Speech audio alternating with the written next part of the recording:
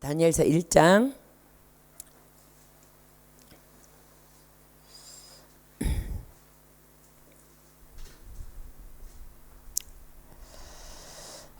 오늘 우리가 공부하려고 하는 것은요, 다니엘서 3장이에요. 그런데 1장과 2장을 그냥 넘어가면 3장의 해석이 불가능하기 때문에 좀 길더라도 전체 절수가 되게 짧아요. 100절밖에 안 돼요. 100절밖에 안 되니까 1장부터 3장까지 함께 마음을 다하고 힘을 다하고 뜻을 다하여 교독하도록 하겠습니다. 자, 다니엘서 1장 1절부터 제가 읽습니다. 다 찾으셨죠? 유다 왕 여호야김이 위에 있은 지 3년에 바벨론 왕 느부갓네살이 예루살렘에 이르러 그것을 애워쌌더니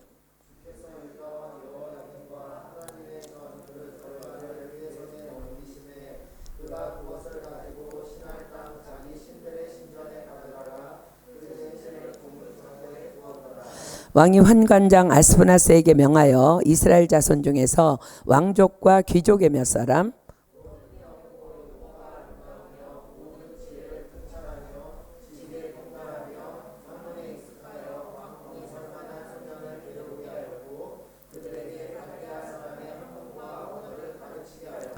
또 왕이 지정하여 자기의 진미와 자기의 마시는 포도주에서 그들의 날마다 쓸 것을 주어 3년을 기르게 하였으니 이는 그 후에 그들로 왕의 앞에 모셔서게 하려 함이었더라.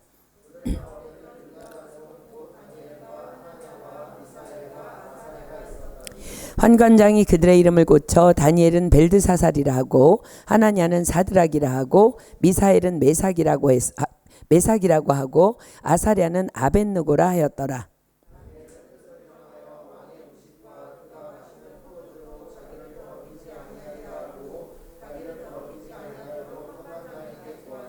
하나님이 다니엘로 환관장에게 은혜와 긍휼을 얻게 하신지라.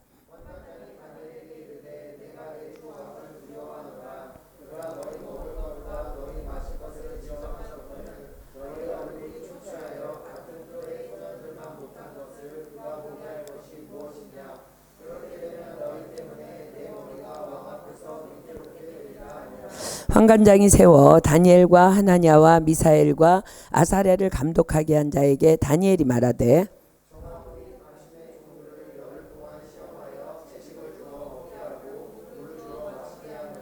당신 앞에서 우리의 얼굴과 왕의 진미를 먹는 소년들의 얼굴을 비교하여 보아서 보이는 대로 종들에게 처분하소서 하매 열흘 후에 그들의 얼굴이 더욱 아름답고 살이 더욱 윤택하여 왕의 진미를 먹는 모든 소년보다 나아 보인지라.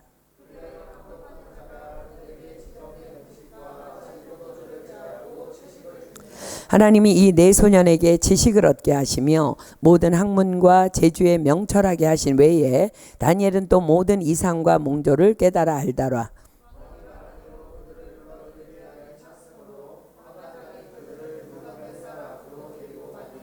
왕이 그들과 말하여 보매 무리 중에 다니엘과 하나냐와 미사엘과 아사랴와 같은 자 없으므로 그들로 왕 앞에 모시게 하고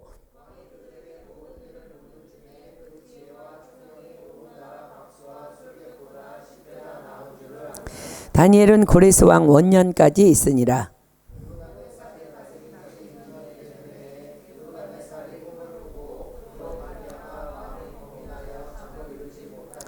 왕이 그 꿈을 자기에게 구하게 하려고 명하여 박수와 술객과 점장이와 갈대아 술사를 부르매 그들이 들어와서 왕의 앞에 선지라.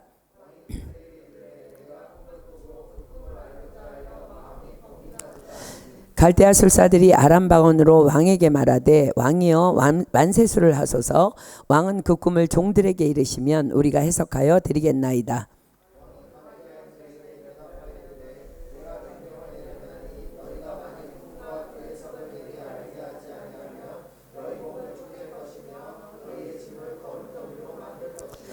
너희가 만일 꿈과 그 해석을 보이면 너희가 선물과 상과 큰 영광을 내게서 얻으리라. 그런즉 꿈과 해석을 내게 보이라.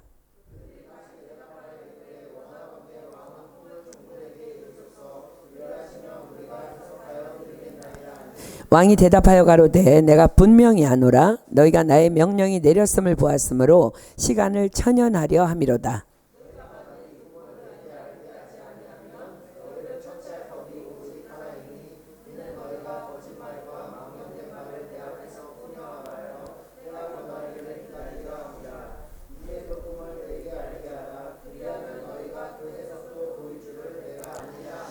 갈대아 술사들이 왕 앞에 대답하여 가로되 세상에는 왕의 그 일을 보일 자가 하나도 없으므로 크고 권력 있는 왕이 이런 것으로 박수에게나 술객에게나 갈대아 술사에게 물은 자가 절대로 있지 아니하였나이다.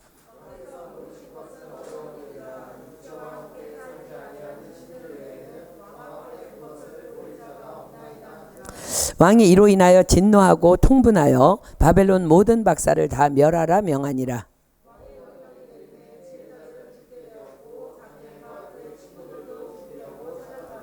왕의 시위대 장관 아리옥이 바벨론 박사들을 죽이러 나가매 다니엘이 명철하고 슬기로운 말로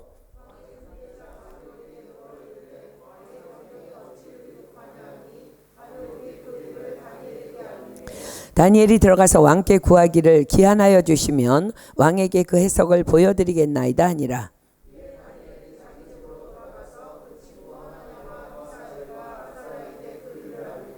하늘에 계신 하나님이 이 은밀한 일에 대하여 긍휼히 여기사 자기 다니엘과 동무들이 바벨론의 다른 박사와 함께 죽임을 당치 않게 하시기를 그들로 구하게 하니라.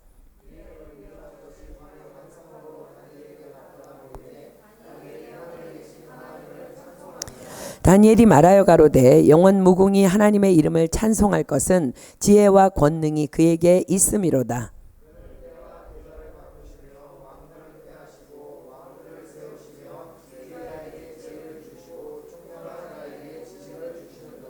그는 깊고 은밀한 일을 나타내시고 어두운 데 있는 것을 아시며 또 빛이 그와 함께 있도다.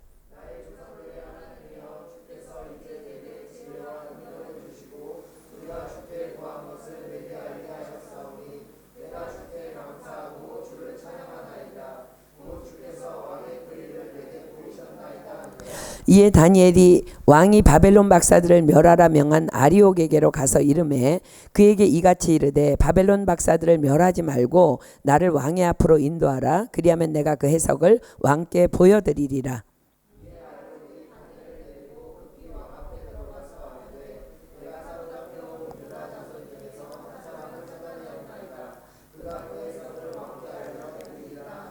왕이 대답하여 벨드사살이라 이름한 다니엘에게 이르되 내가 얻은 꿈과 그 해석을 내가 능히 내게 알게 하겠느냐?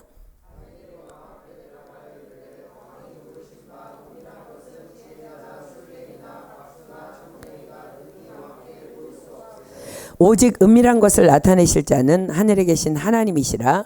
그가 느부갓네살 왕에게 후일에 될 일을 알게 하셨나이다. 왕의 꿈 곧 왕이 침상에서 뇌 속으로 받은 이상은 이러하니이다.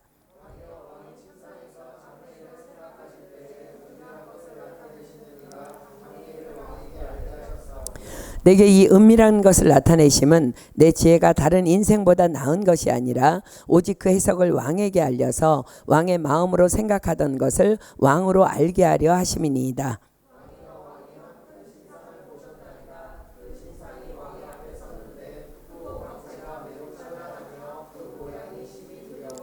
그 우상의 머리는 정금이요 가슴과 팔들은 은이요 배와 넓적다리는 노시요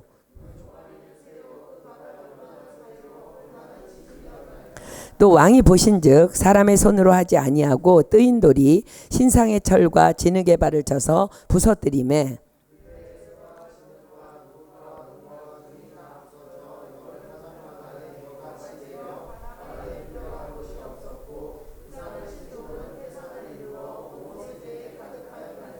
그 꿈이 이러한즉 내가 이제 그 해석을 왕 앞에 진술하리이다.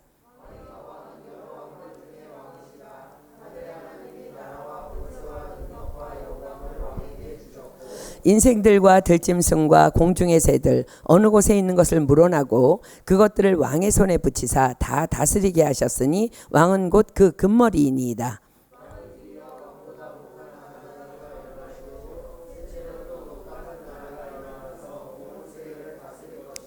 넷째 나라는 강하기가 철 같으리니 철은 모든 물건을 부서뜨리고 이기는 것이라. 철이 모든 것을 부수는 것 같이 그 나라가 문 나라를 부서뜨리고 빻을 것이며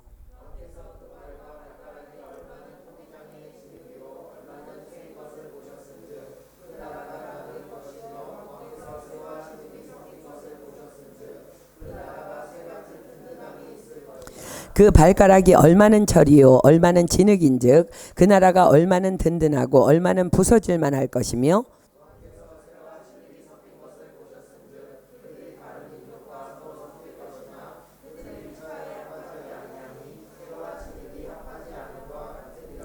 이 열왕의 때에 하늘의 하나님이 한 나라를 세우시리니 이것은 영원히 망하지도 아니할 것이요 그 국권이 다른 백성에게로 돌아가지도 아니할 것이요 도리어 이 모든 나라를 쳐서 멸하고 영원히 설 것이라.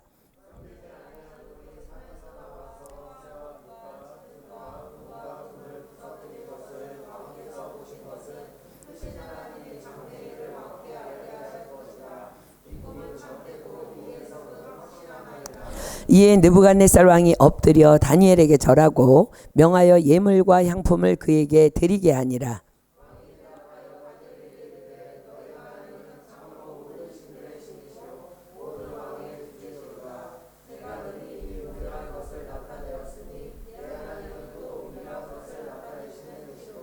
왕이 이에 다니엘을 높여 귀한 선물을 많이 주며 세워 바벨론 온 도를 다스리게 하며 또 바벨론 모든 박사의 어른을 삼았으며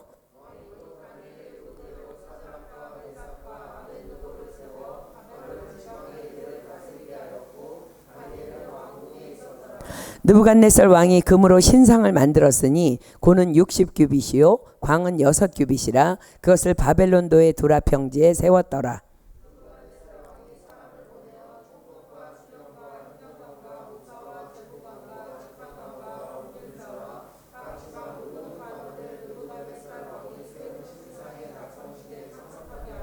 이에 방백과 두령과 도백과 재판관과 재무관과 모사와 법률사와 각도 모든 관원이 느부갓네살 왕에 세운 신상의 낙성 예식에 참집하여 느부갓네살 왕에 세운 신상 앞에 서니라.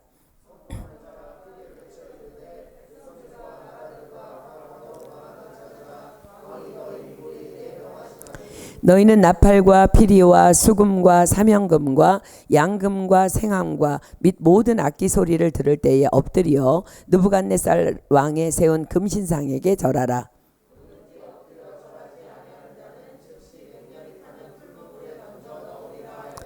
모든 백성과 나라들과 각 방언하는 자들이 나팔과 피리와 수금과 사명금과 양금과 및 모든 악기 소리를 듣자 곧 느부갓네살 왕이 세운 금신상에게 엎드려 절하니라.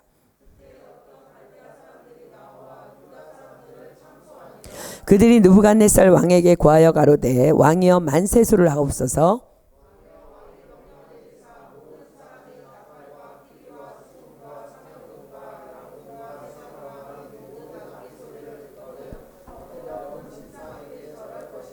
누구든지 엎드려 절하지 아니하는 자는 극렬히 타는 풀무 가운데 던져 넣음을 당하리라 하지 아니하셨나이까.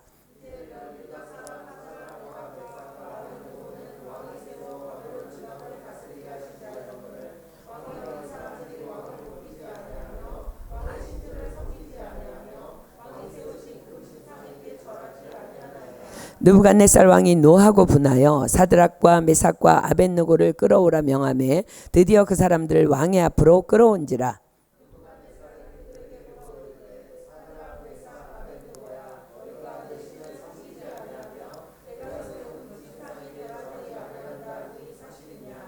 이제라도 너희가 예비하였다가 언제든지 나팔과 피리와 수금과 사면금과 양금과 생황과 및 모든 악기 소리를 듣거든 내가 만든 신상 앞에 엎드려 절하면 좋거니와 너희가 만일 절하지 아니하면 즉시 너희를 극렬히 타는 풀무 가운데 던져 넣을 것이니 능히 너희를 내 손에서 건져낼 신이 어떤 신이겠느냐?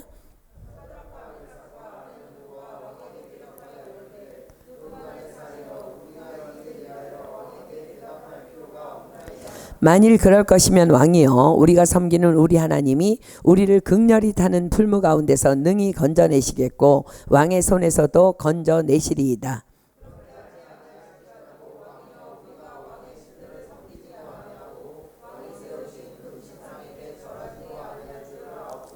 느부갓네살이 분이 가득하여 사드락과 메삭과 아벳느고를 향하여 낯빛을 변하고 명하여 이르되 그 풀무를 뜨겁게 하기를 평일보다 7배나 뜨겁게 하라 하고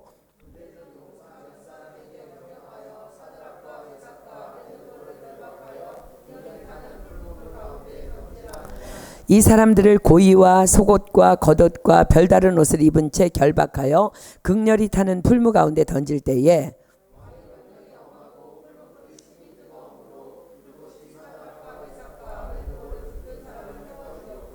이 세 사람 사드락과 메삭과 아벳느고는 결박된 채 극렬히 타는 풀무 가운데 떨어졌더라.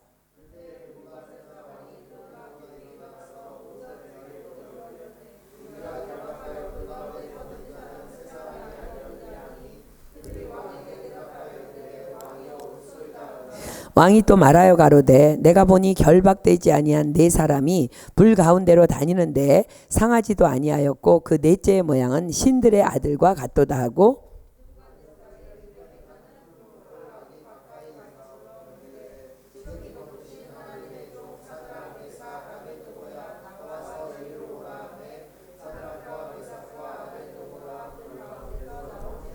방백과 수령과 도백과 왕의 모사들이 모여 이 사람들을 본즉 불이 능히 그 몸을 해하지 못하였고 머리털도 그슬리지 아니하였고 고깃빛도 변하지 아니하였고 불탄 냄새도 없었더라.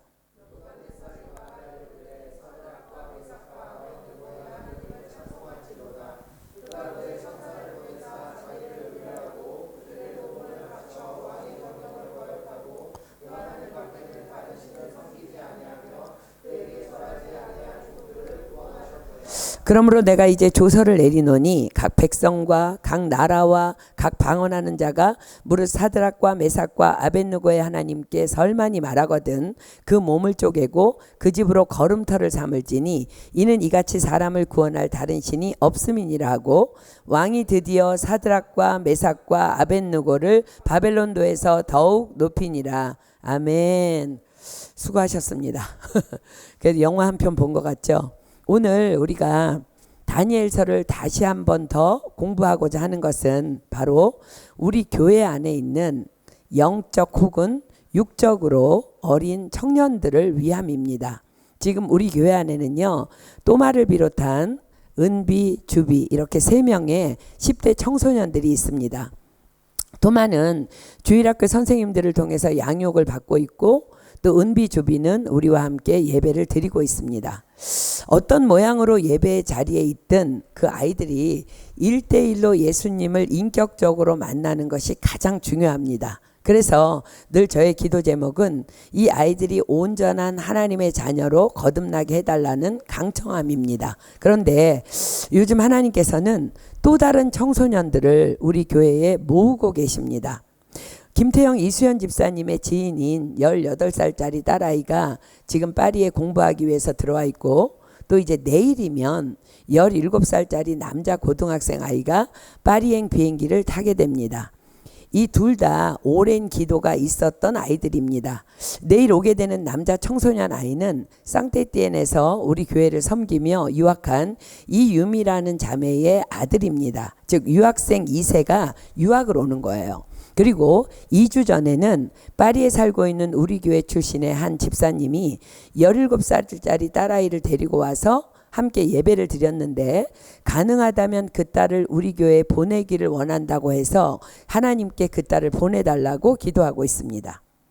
또마와 은비, 주비를 위한 놀라운 하나님의 응답이라고 저는 믿습니다. 왜냐하면 하나님께서는 당신이 모으신 이 청소년들을 위한 TD에 대한 감동을 자꾸 저에게 주시기 때문입니다. 그래서 어제 목사님과 잠깐 의논을 했는데 우선은 우리 교회에 보내주신 이 청소년들만을 캔디데이스로 초대해서 온 교회가 팀멤버로 섬기면서 규모는 비록 작지만 오직 이 어린 영혼들의 구원을 위한 청소년 TD를 한번 해보려고 합니다. 그래서 먼저 기도하면서 장소를 찾아보고 지금 현 코로나 상태에서 과연 모임이 가능은 한 건지, 그래서 모임이 가능하다면 이왕이면 우리 청소년들이 감성적이니까 이렇게 감동할 만한 바닷가 같은 좋은 장소를 방학에 맞춰서 찾아보고 이제 찾게 되면 그 날짜에 맞춰서 하나님의 뜻이라고 믿고 진행해 보려고 합니다. 지금은 김태영 집사님을 비롯한 여러 리더들이 지금 한국에 나가 있는 상태여서 이제 다들 돌아오면 다시 이제 리더 모임을 갖고 본격적인 의논과 계획을 하려 합니다. 여러분들이 이 일을 위해서 깊은 기도를 부탁드립니다. 청소년 TD를 하려는 가장 큰 목적은요, 이 아이들이 1대1로, 즉 인격적으로 하나님을 만나는 만남의 기회가 있어야만 그들이 온전한 예배자가 될 것이며, 또한 제대로 하나님의 말씀을 받을 수 있기 때문입니다. 자, 여러분들도 자신을 이렇게 돌아보면 다 그러할 거예요. TD를 경험하기 전에는 그저 왔다 갔다 교회만 다니는 믿음이었는데, TD를 통해 하나님을 만난 후에는 예배가 사모되어지고 말씀이 깨달아지는 은혜들을 다 우리는 경험했던 것입니다. 그렇습니다. 은혜는 나이와 전혀 상관이 없습니다. 아이들이 하나님만 만나면 10대든 20대든 30대든 40대든 50대든 60대든 70대든 다 하나님의 말씀 안으로 들어오기 때문에 굳이 장년 예배, 청년 예배 따로 분리할 필요가 없이 다 하나 되어서 하나님 한 분만을 예배하는 온전한 예배자로 서게 되는 것입니다. 또한 그래야만 오늘 우리가 공부할 이 다니엘의 영성도 그들 안에 깊이 뿌리 내림이 가능해지는 것입니다. 저는 어린 청소년을 비롯한 우리 교회 안에 모든 하나님의 자녀들이 다 오늘 본문에 나오는 다니엘의 영성으로 이 악한 세상을 승리하며 살아나가길 소망하며 늘 기도하고 있습니다. 그러나 하나님을 1대1로 만난 거듭남의 체험이 없는 자들에게는 이 다니엘의 영성이 그저 그냥 성경에 기록된 한 사람의 역사일 뿐이지 나에게 말씀하시는 하나님의 음성으로는 결코 들을 수 없기 때문에 오늘 성령 받은 여러분들에게 이 말씀을 통해서 자신을 위해, 또 우리 교회 안에 연약한 지체들을 위해, 또 지금 자라나고 있는 어린 청소년들과 지금 자라고 있는 야긴이를 비롯한 시온이, 다니엘, 우리, 주원이까지 어린 영혼들을 위해서 무엇을 우리가 어떻게 기도해야 할지를 도전해 드리기를 원합니다. 오늘의 주인공 다니엘은 악한 세상에서 그리스도인으로 살아가는 믿음의 샘플입니다. 하나님께서는 패역한 이스라엘 백성들을 바벨론으로 들여보내십니다. 그리고 그들을 70년간 그 땅의 포로로 훈련하십니다. 하나님을 모르는 바벨론, 그러나 온갖 사치와 명예와 부귀영화를 누리고 있던 당대 세계 최고 강대국 바벨론은 지금 우리가 살고 있는 세상을 의미합니다. 그러나 우리가 기억해야 할 것은 믿음의 사람들에게 있어 바벨론은 다만 하나님께서 통치하시는, 하나님의 절대 주권의 손이 다스리시는, 하나님이 보내신 다만 하나님의 땅, 우리의 선교지일 뿐입니다.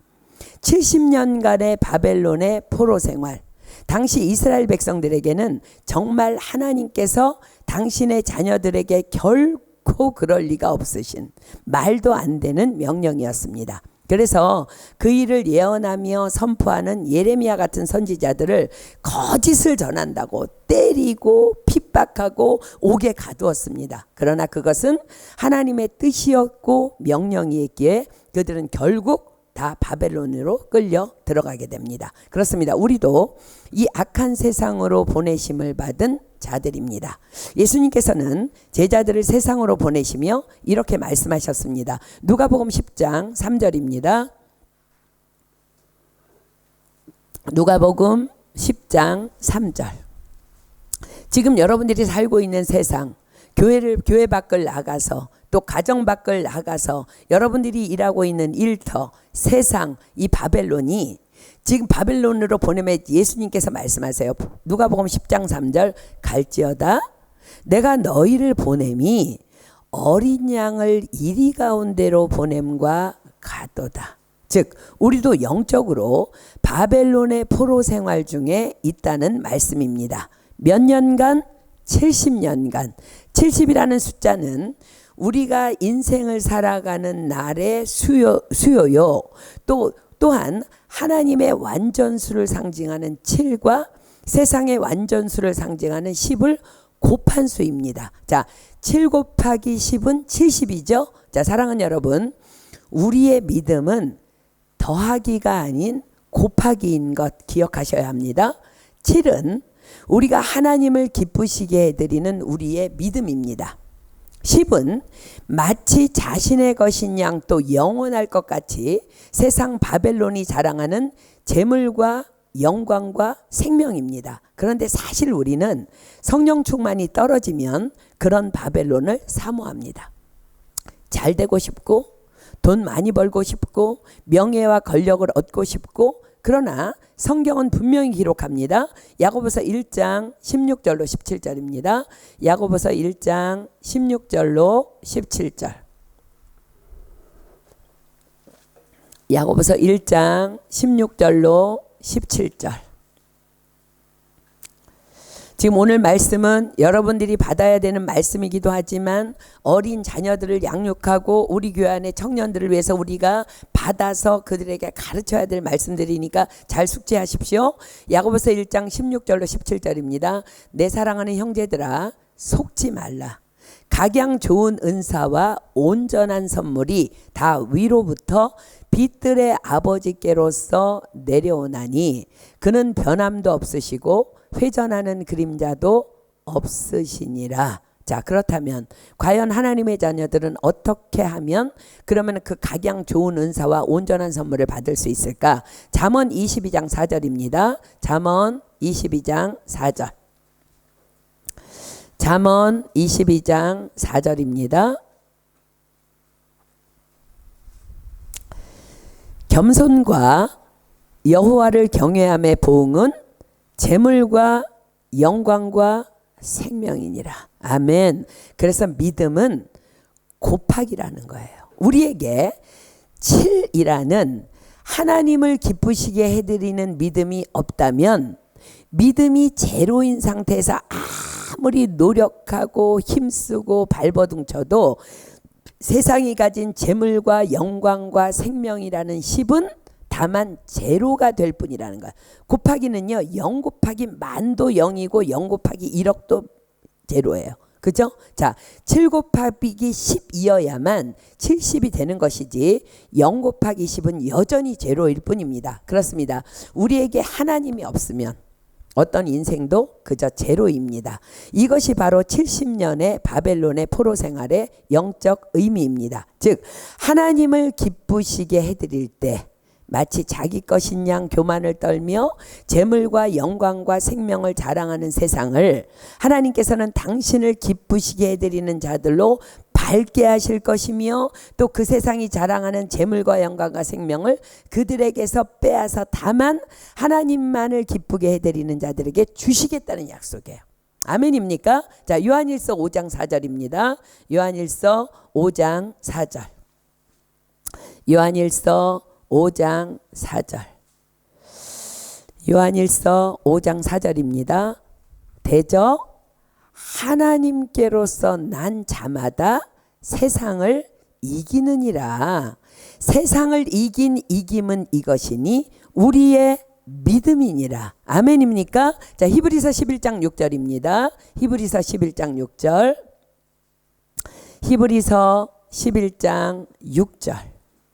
세상을 이기는 이김, 우리의 믿음, 무엇이 믿음일까? 히브리서 11장 6절입니다.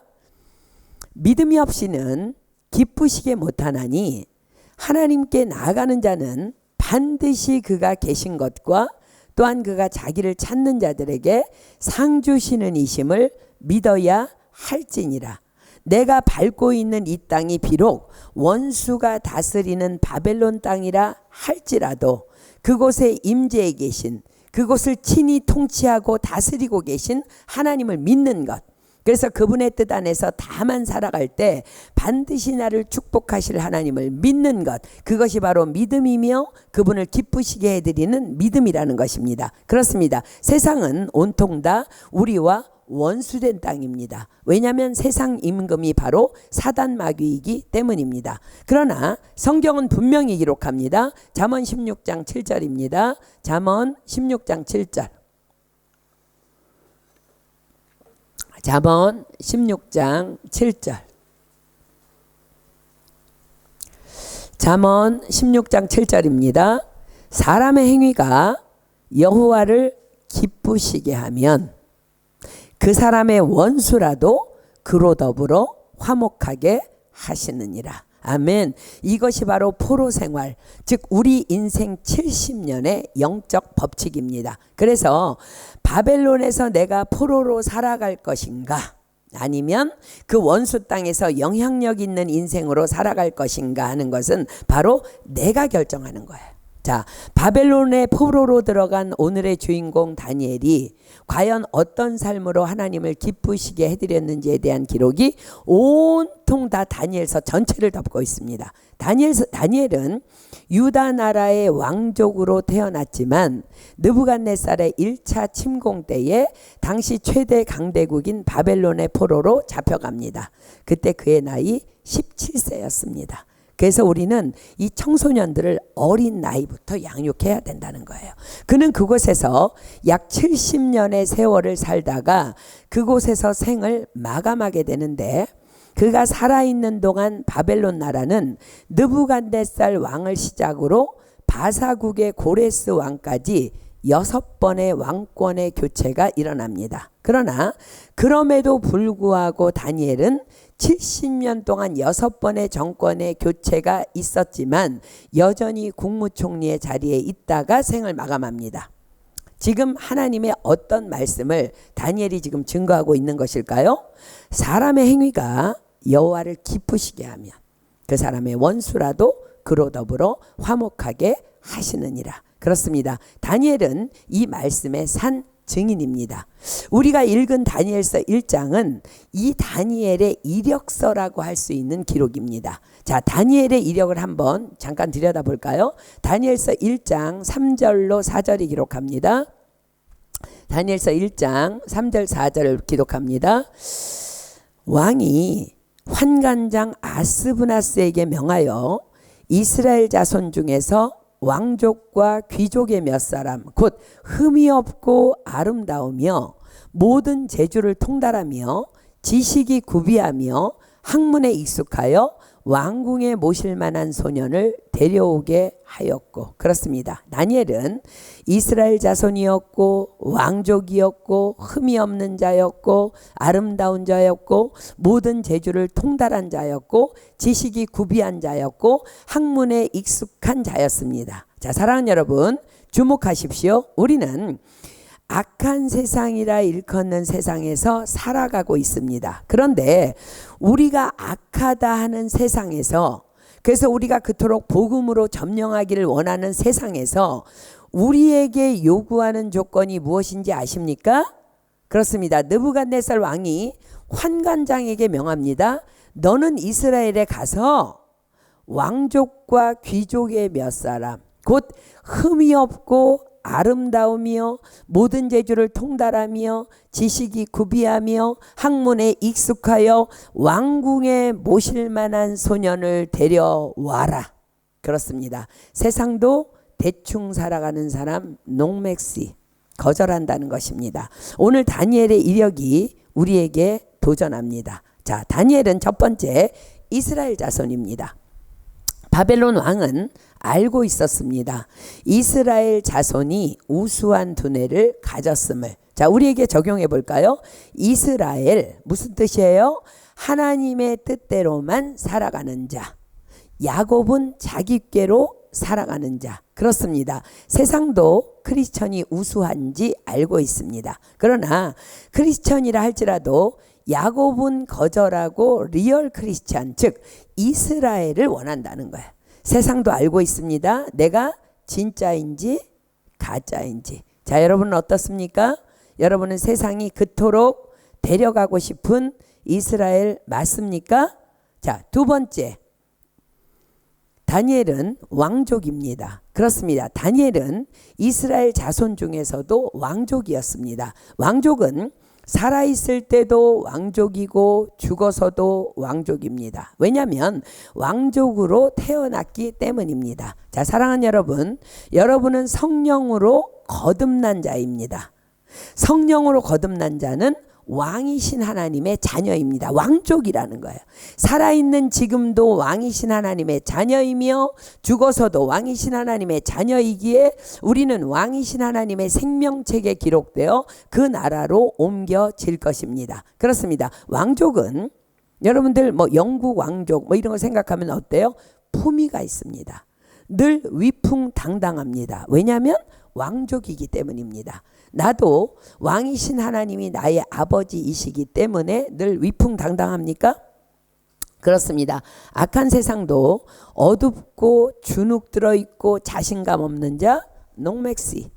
사랑하는 여러분, 여러분은 과연 누가 봐도 어떤 상황 속에서도 하나님의 자녀이기에 왕족이기에 당당합니까? 그렇게 준비되어 있습니까? 자, 세 번째, 다니엘은 흠이 없고 아름다운 자였습니다.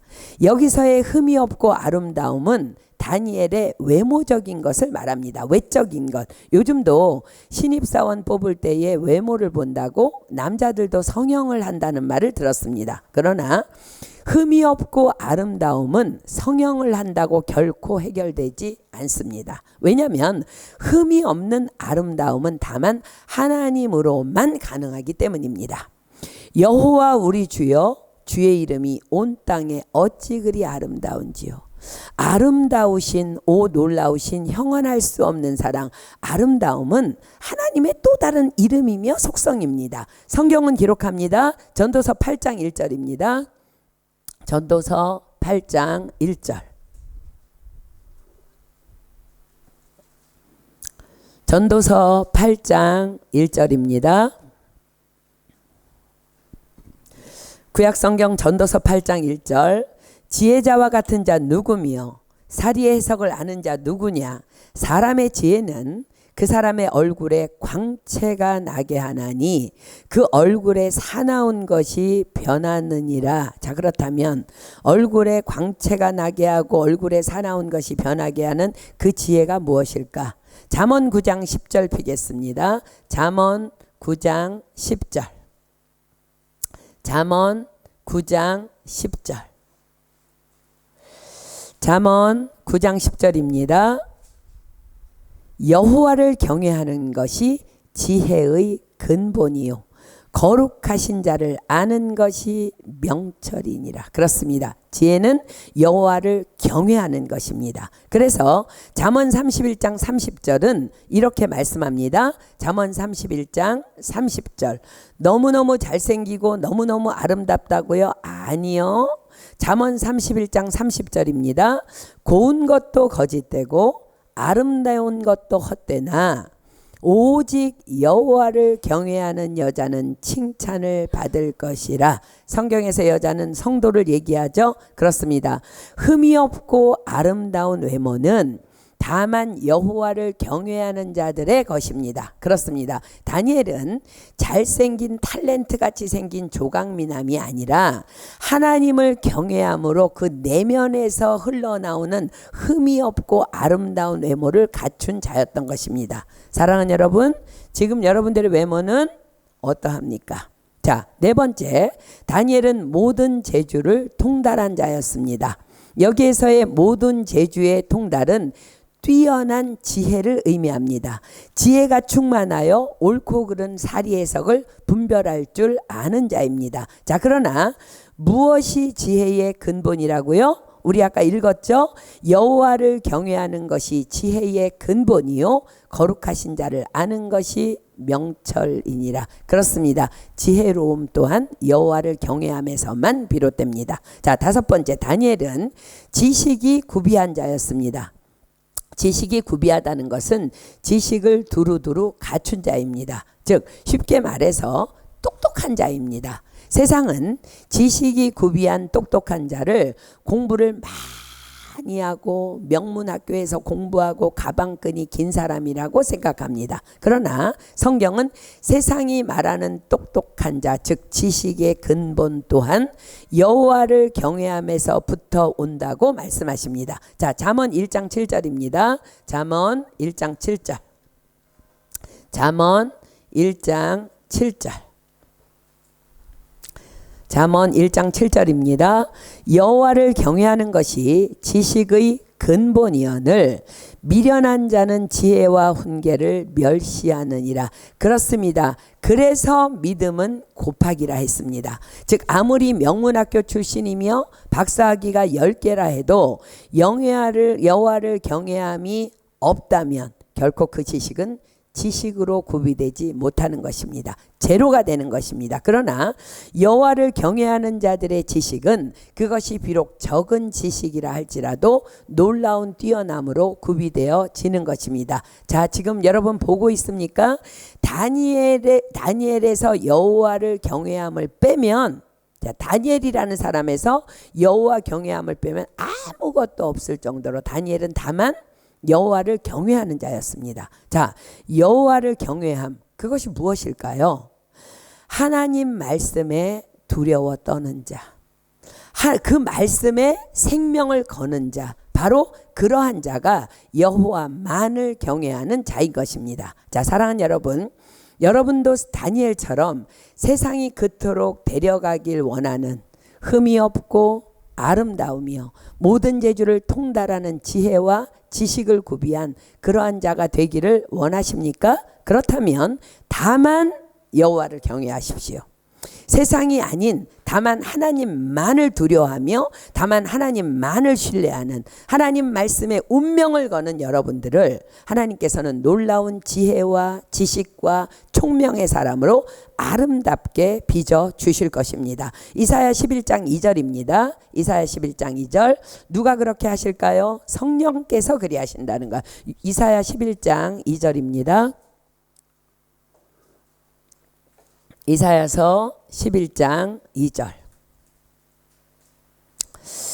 여호와를 경외하는 자들에게 성령이 임하십니다. 이사야 11장 2절입니다.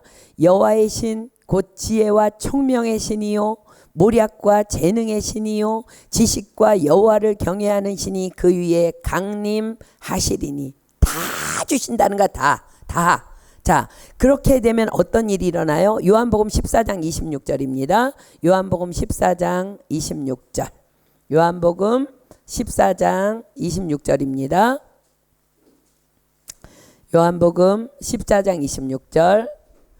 보혜사 곧 아버지께서 내 이름으로 보내실 성령 그가 너희에게 모든 것을 가르치시고 내가 너희에게 말한 모든 것을 생각나게 하시리라. 아멘. 자, 여섯 번째, 다니엘은 학문에 익숙한 자였습니다.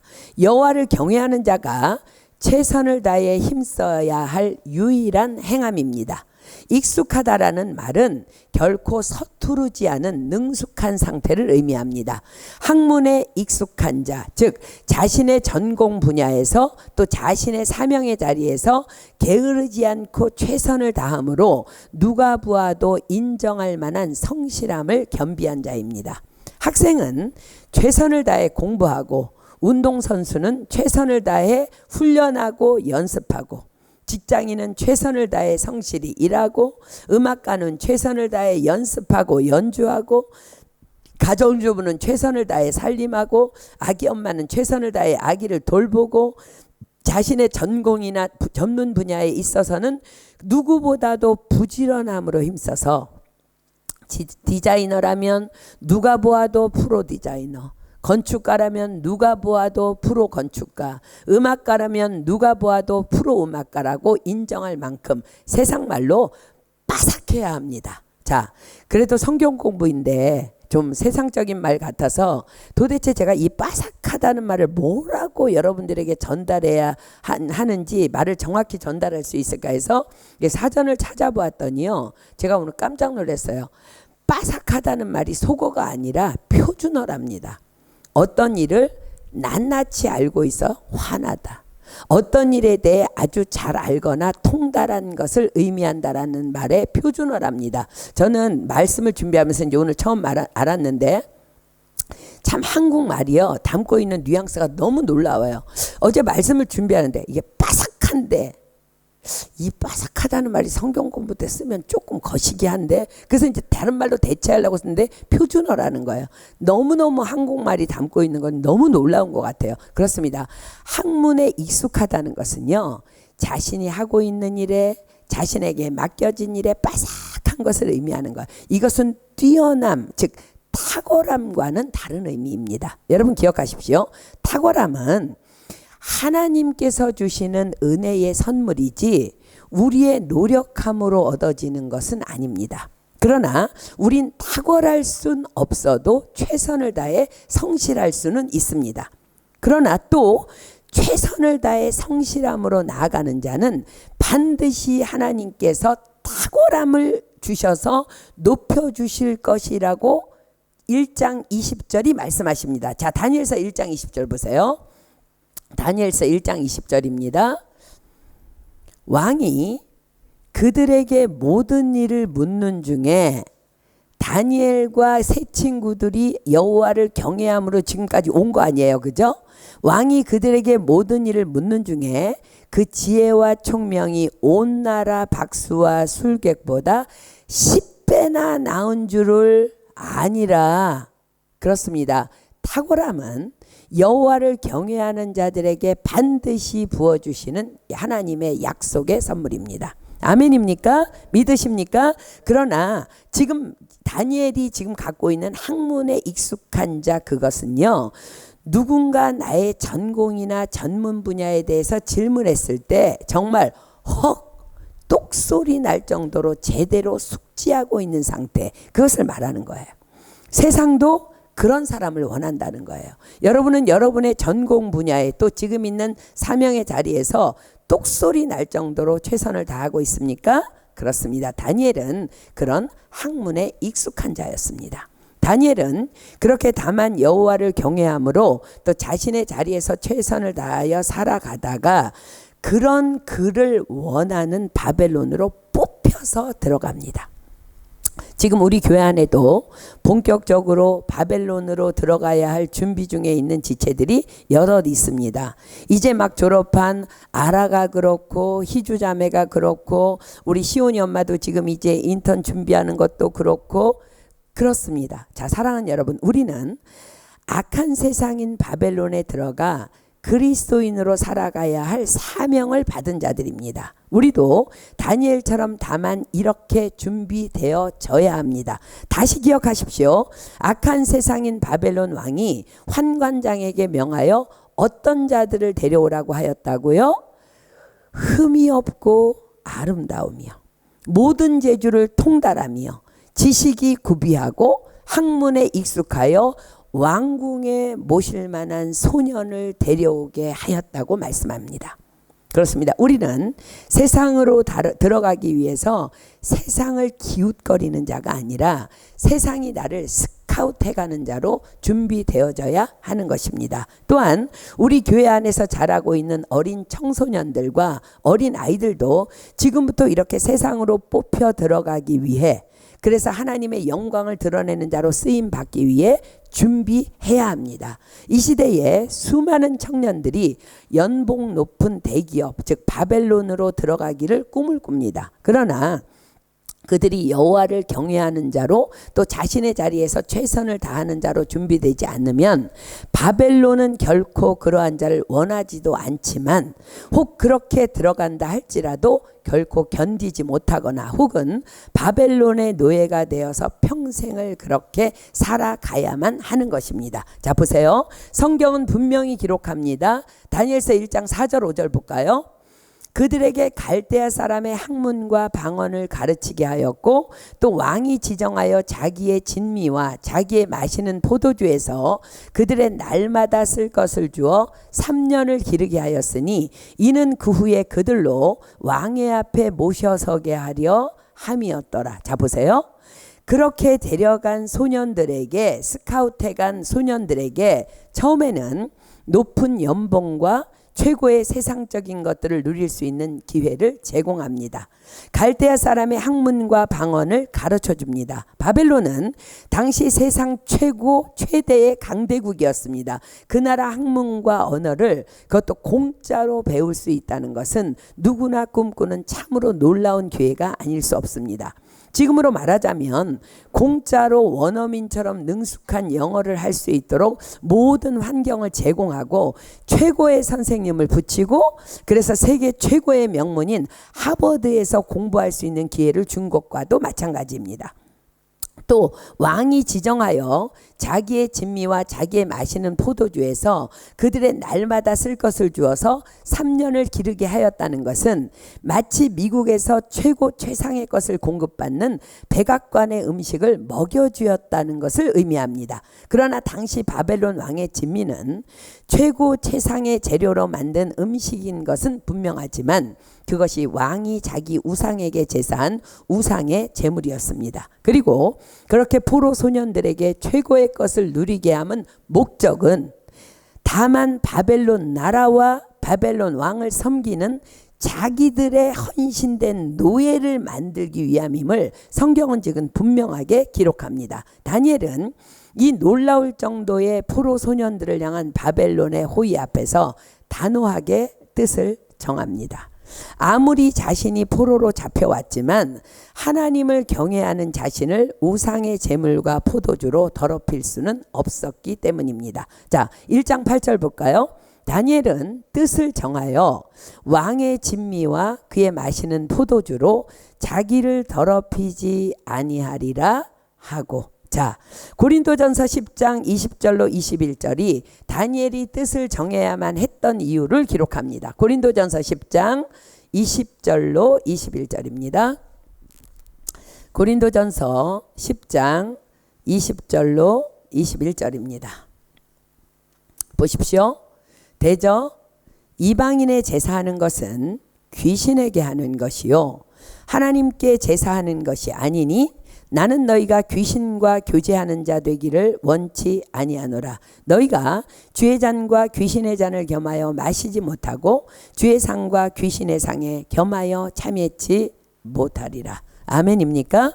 사랑하는 여러분, 우리 중에는 이미 바벨론 안에 들어가서 세상과 일하고 있는 지체들도 있고 또 이제 세상에 들어가기 위해 준비하고 있는 지체들도 있습니다. 그러나 우리가 반드시 기억해야 할 것은 분명히 뜻을 정해야 한다는 말씀입니다. 자, 하나님 말씀에 생명을 거는 자로, 하나님 말씀에만 두려워 떠는 자로 어떤 상황이 나에게 닥쳐온다 할지라도 다만 하나님만을, 하나님의 뜻만을 선택하기로 다니엘처럼 뜻을 정해야 하는 것입니다. 저는 이런 경험담들을 그동안 너무 많이 들어왔습니다. 분명히 회사에 면접 보고 들어갈 때 주일에 일하지 않는 것으로 약속을 받았답니다. 그런데 조금 일하다 보면 이 핑계 저 핑계를 대며 주일에 일할 수밖에 없는 환경을 만들어 놓아서 일을 안 할 수가 없노라고 다 넘어가는 겁니다. 그렇습니다. 그것이 세상이며 바벨론입니다.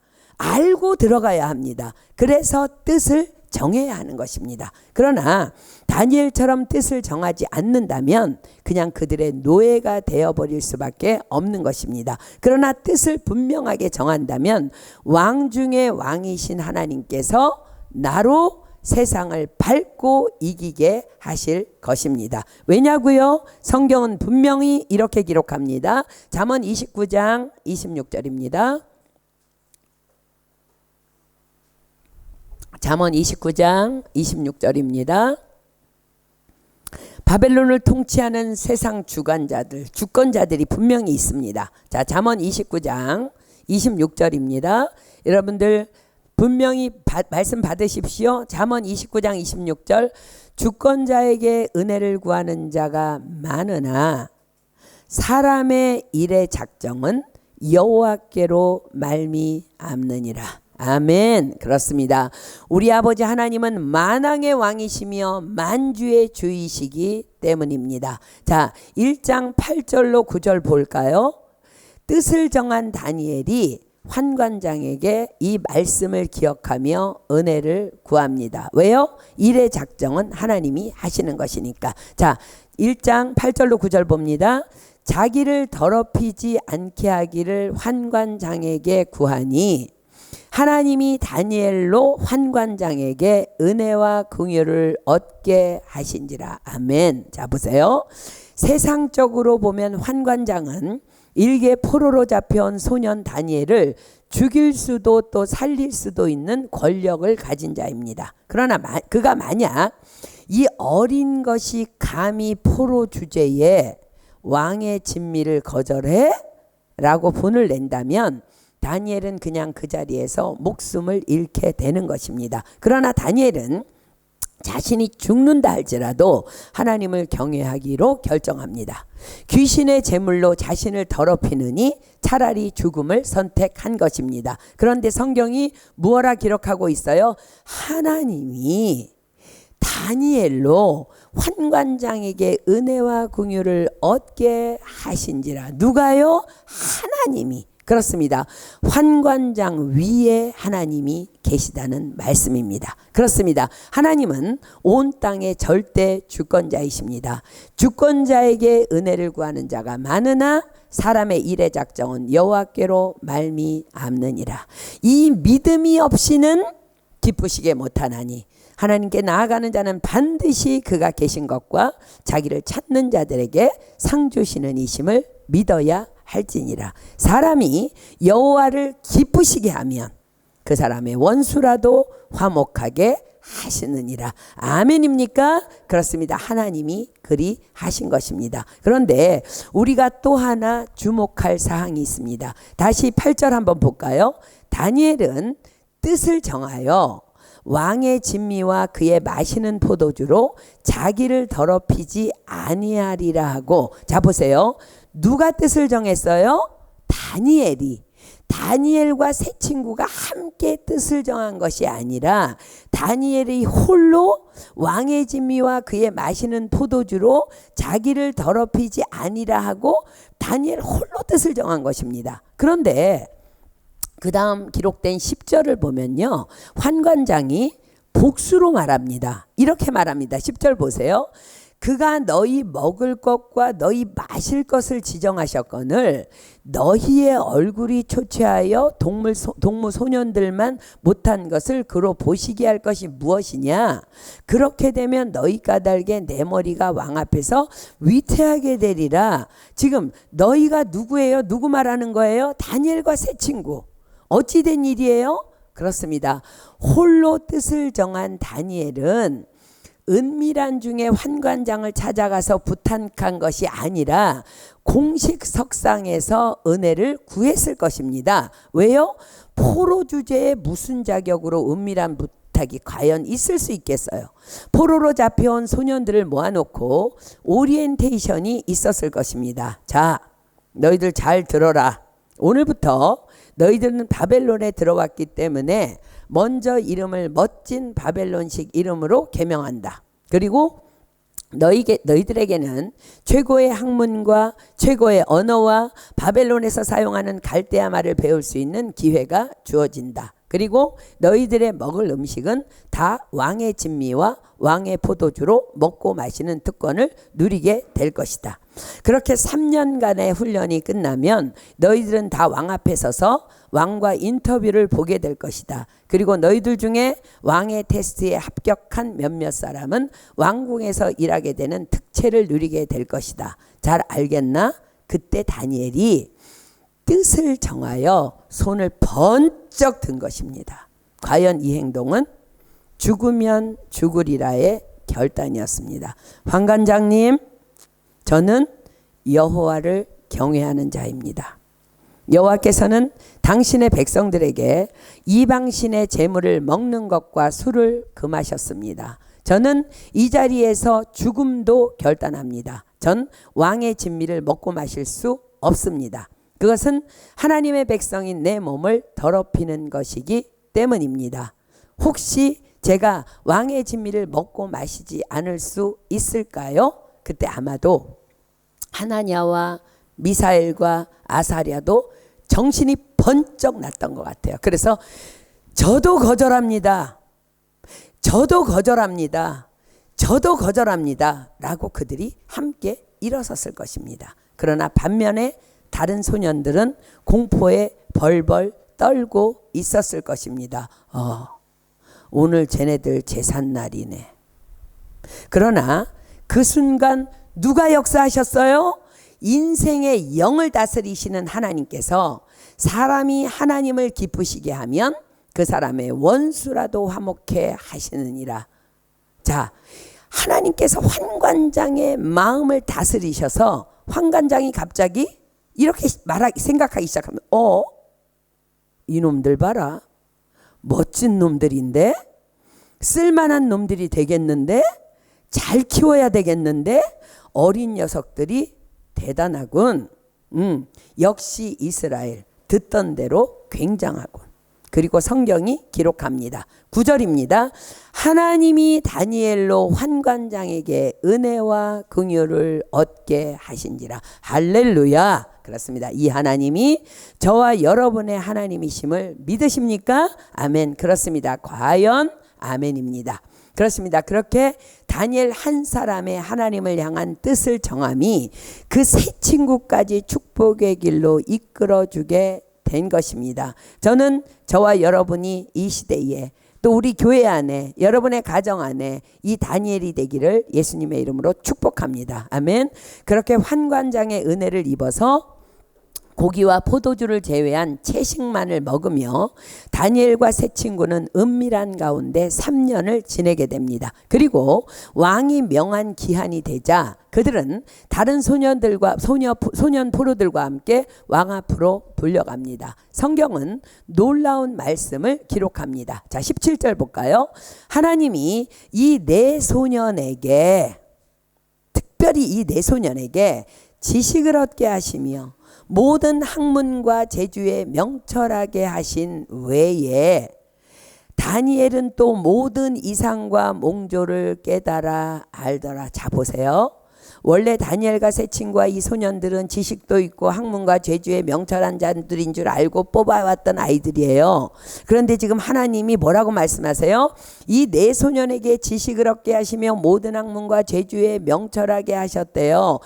곱하기라는 거예요. 믿음은 하나님을 경외함에서 곱해질 때에 그것이 진짜 그들의 산지식과 산명철과 산재주와 산지혜가 된다는 거예요. 그리고 또 모든 이상과 몽조를 다니엘은 깨달아 알았대요. 그렇습니다.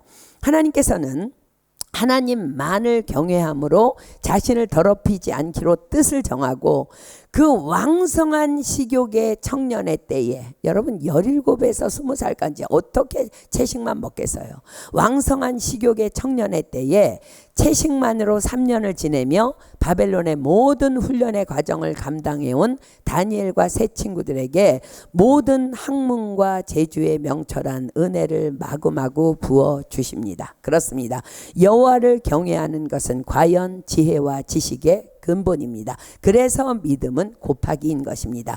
나의 믿음 위에 하나님의 축복과 은혜를 곱하여 주시는 것입니다. 이들 네 소년은 결코 처음부터 다른 소년들보다 뛰어난 자들이 아니었습니다. 다만 하나님을 경외하는 자 그들과 다른 것은 그뿐이었습니다. 그런 그들을 기뻐하신 하나님께서 하나님을 경외하는 이 네 소년들을 뛰어나게 하신 것입니다. 즉 탁월함의 은혜를 부어 주셨다는 것입니다. 그리고 다니엘에게는 모든 이상과 몽조를 깨달아 알 수 있는 또 하나의 은혜를 더하여 주십니다. 왜요?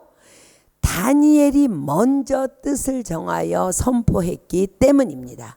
나를 더럽히지 아니하리라 먼저 뜻을 정하여 선포했고 다른 소년들에게 영향력을 끼쳤기 때문입니다. 과연 그들을 만난 바벨론 왕 느부갓네살은 다니엘과 세 친구와 대화해보고는 감탄합니다.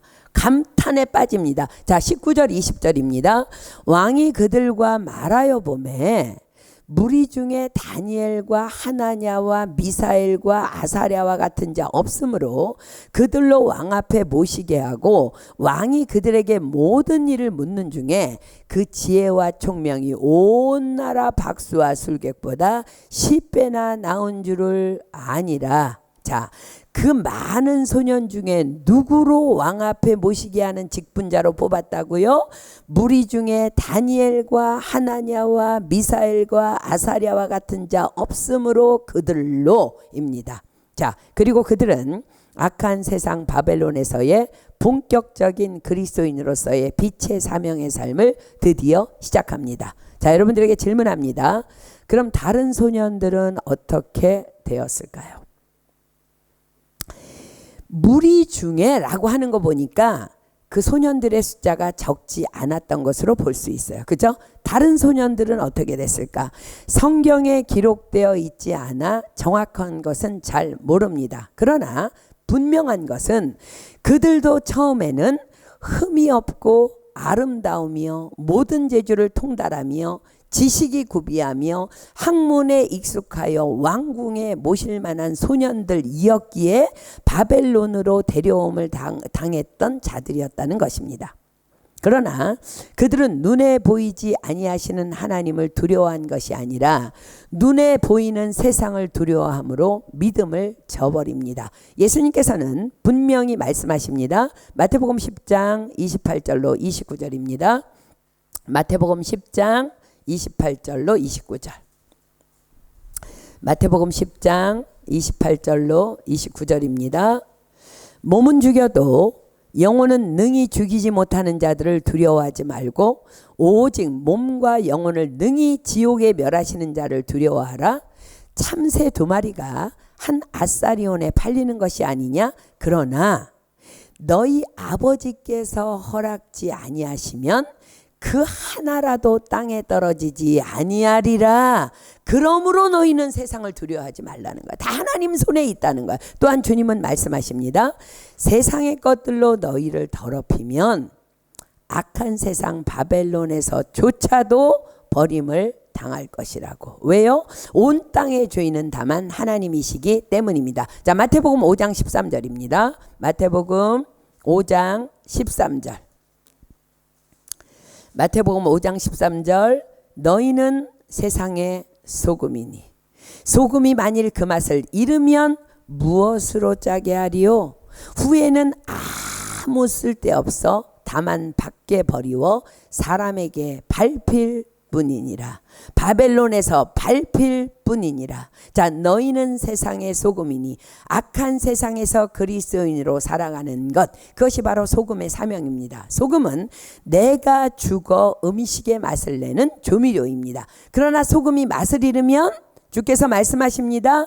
후에는 아무 쓸데없어 다만 밖에 버리워 사람에게 밟힐 뿐이니라. 그렇습니다. 그 나머지 소년들은 다 성령으로 시작해서 육으로 망한 자들의 샘플이 된 것입니다. 자, 히브리서 6장 4절로 8절입니다. 히브리서 6장 4절로 8절.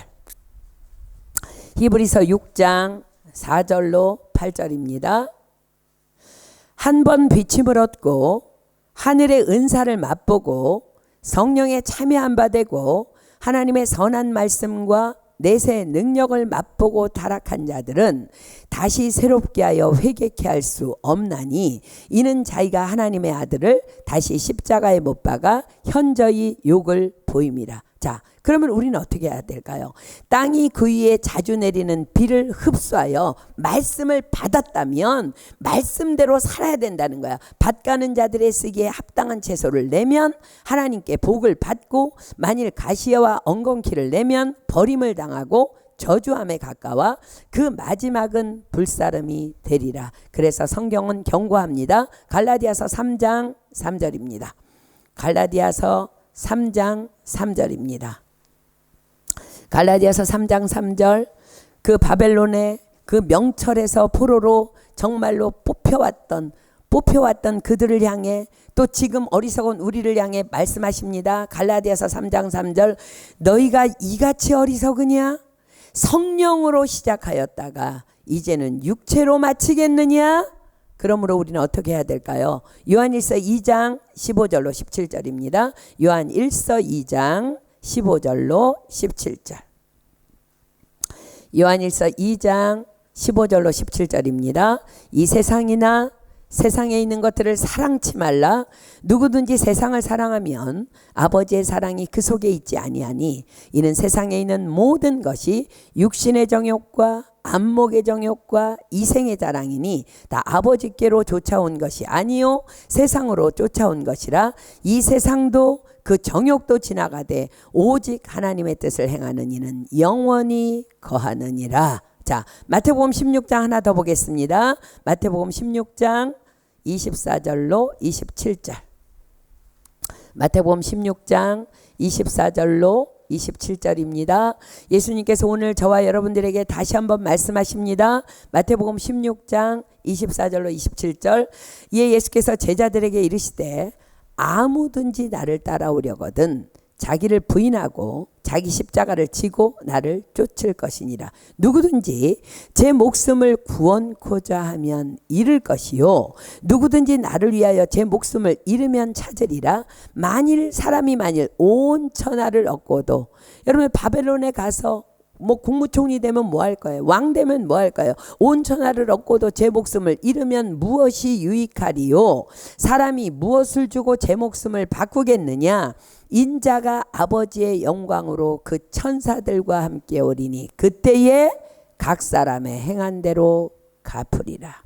자, 사랑하는 여러분, 혹 지금 여러분의 영적 상태는 어떠합니까?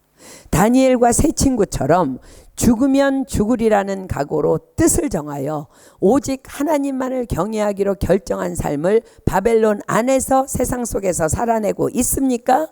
혹은 다른 소년들처럼 세상이 두려워 여전히 왕의 진미와 포도주와 타협하고 있진 않습니까? 자, 사랑하는 여러분, 우리는 다 성령의 사람들입니다. 우리 중 그 아무도 성령으로 시작하였다가 육체로 마치는 자가 결탄코 아무도 없기를 예수님의 이름으로 축복합니다. 자, 그렇다면 다니엘의 그 영성은 과연 어디서부터 비롯된 영성일까? 과연 그는 어떻게 죽음 앞에서조차도 하나님의 말씀에 생명을 걸 수 있었을까? 자, 다니엘서 6장 10절이 그 답을 말씀하십니다. 다니엘서 6장 10절. 자, 아까 말씀드렸듯이 6번의 정권 교체 중에도 여전히 국무총리의 자리를 지키고 있는 다니엘이 너무 꼴보기 싫은 거야, 갈대아 사람들이. 그래서 그를 참소해서 죽이기 위해서 왕 몰래 은밀히 한 법령이 세워집니다. 그 법령은 누구든지 지금부터 30일 동안 왕 외에 어떤 신에게나 사람에게 무엇을 구하면 사자굴에 던져 넣기로 한 법령입니다. 자, 그러한 다니엘을 한번 볼까요? 그러나 다니엘서 6장 10절입니다. 다니엘이 이 조서에 어인이 찍힌 것을 알고도 자기 집에 돌아가서는 그 방에 예루살렘으로 향하여 열린 창에서 전에 행하던 대로 하루 3번씩 무릎을 꿇고 기도하며 그 하나님께 감사하였더라. 그렇습니다. 원수들은 알았습니다. 다니엘은 날마다 하나님께 하루 3번씩 기도하는 자였음을, 정확하게 다니엘을 죽일 수 있는 법령이 원수들에 의해 세워진 것입니다. 그러나 다니엘은 죽음을 전혀 두려워하지 않는 자들임을 원수들은 그것까지는 몰랐습니다. 자, 성경이 기록하죠. 다니엘이 이 조서에 어인이 찍힌 것을 알고도 자기 집에 돌아가서는 그 방에 예루살렘으로 향하여 열린 창에서 결코 문 닫아놓고 숨어서 기도하지 않았다는 거예요.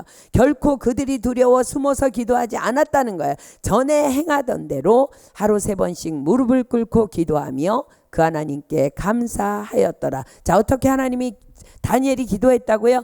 전에 행하던 대로. 그렇습니다. 다니엘은 포로로 끌려온 그 17살 어린 소년 시절에도 이미 하루 3번씩 기도하고 있었던 자였던 것입니다. 그런데 그 기도는 어떤 기도였다고요? 그 하나님께 감사하였더라.